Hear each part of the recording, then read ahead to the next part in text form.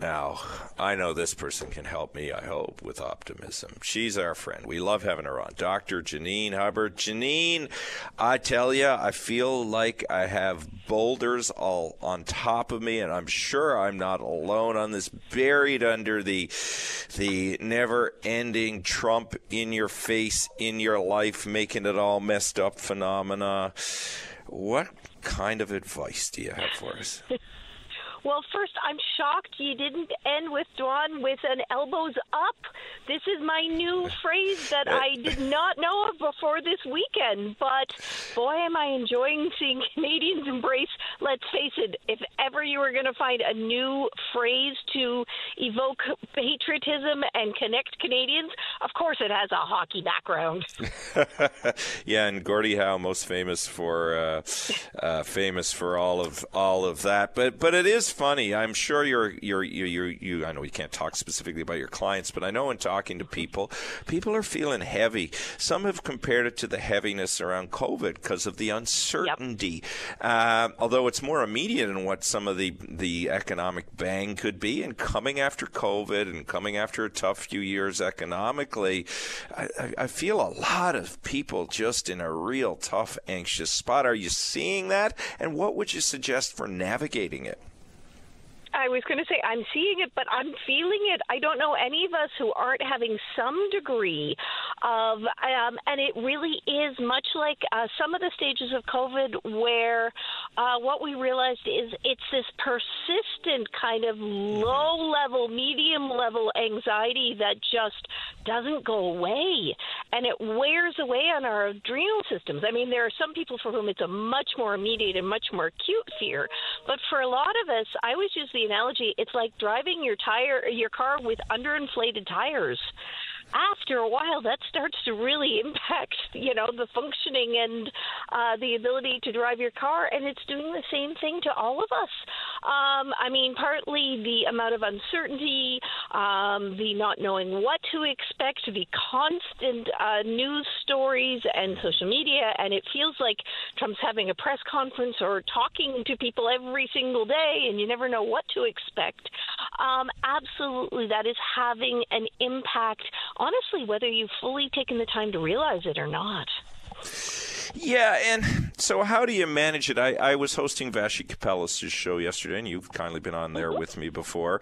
And I had a colleague of yours from the University of Toronto on, and I was asking him, is it even possible to avoid and stay away? Because I think a lot of the advice that professionals like you and others give is if you're in a situation where you're feeling anxious, where you're feeling down and you're uncertain about your wellness, see if you can step away from it for a moment and find relief or joy in something else. But it's hard to step away. So what do you do?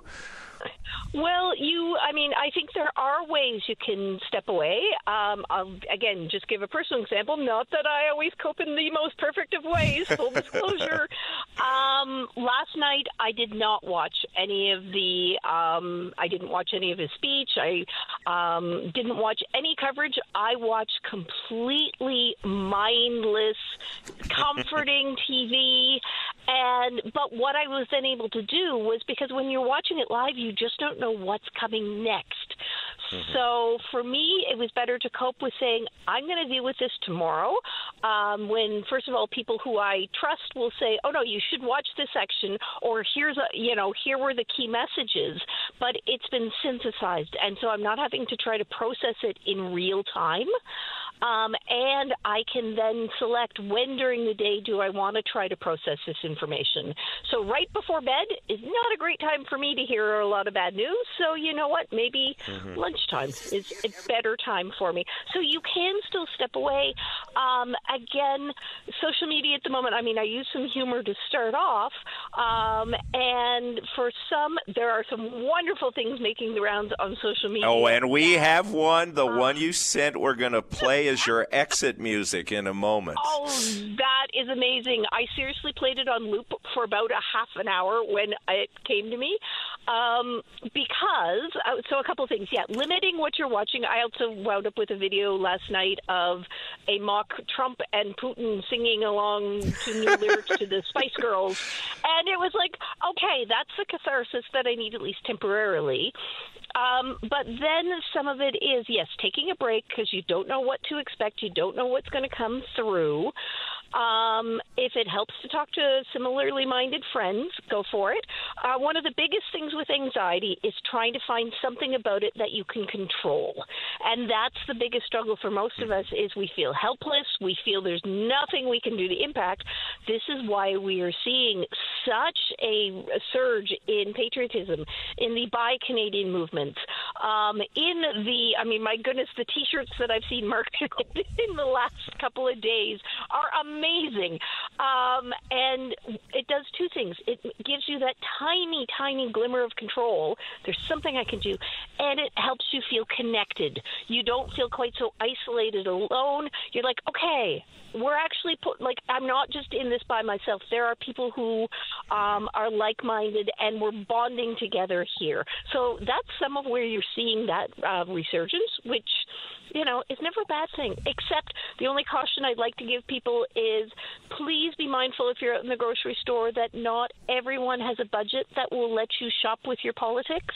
Yes. There are some people for whom the lowest price item is always going to have to be their choice, and we just want to be really careful about not being too judgmental.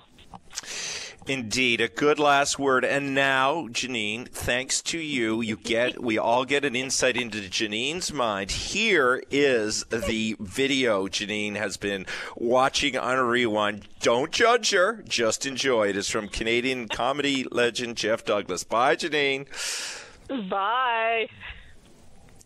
Hey, I know it's in our nature to cut a guy some slack, give him the benefit of the doubt, like maybe he was confused or just joking or just maybe really needed a double-double. But this isn't that guy. These aren't those people, and those are not the Rockies. They make a lot of mistakes. They mistake our modesty for meekness, our kindness for consent, our nation for another star on their flag, and our love of a hot, cheesy poutine with their love of a hot, cheesy Putin. They think they can bully us, threaten us, and push us around, but they do not know us. That artificially drawn line they keep talking about, not artificial, and it's not on a map. It's right here. This is the land that Terry ran, the land that Gord sang about. This is the birthplace of peanut butter and ketchup chips and yoga pants. It is the land of universal health care and the bench clearing for all, of innovation and optimism and getting her done. This is the land of the peacekeeper and the Shawinigan handshake. Are we perfect?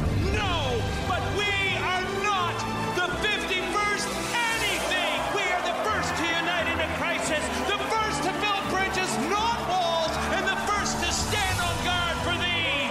My name is Jeff, and we are Canadian. Thank you. That is awesome. I'd seen that once before, but I can see why that Janine enjoys that. I hope you did too. You gotta laugh in these difficult times. Okay.